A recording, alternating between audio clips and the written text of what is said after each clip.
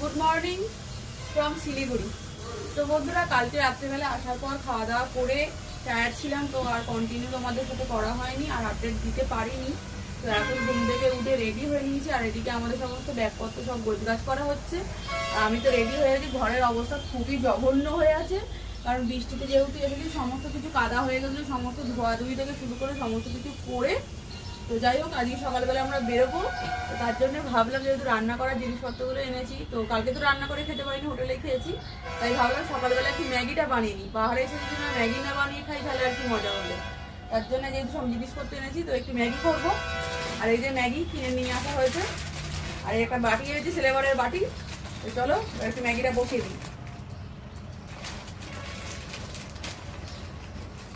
Maggi খেয়ে আজকে আমরা কোথায় বেরোচ্ছি না যাচ্ছি সেটাও তোমাদের সাথে জানাবো। তার জন্য অবশ্যই কিন্তু আমার পাশে থাকতে কিন্তু ভুলো না।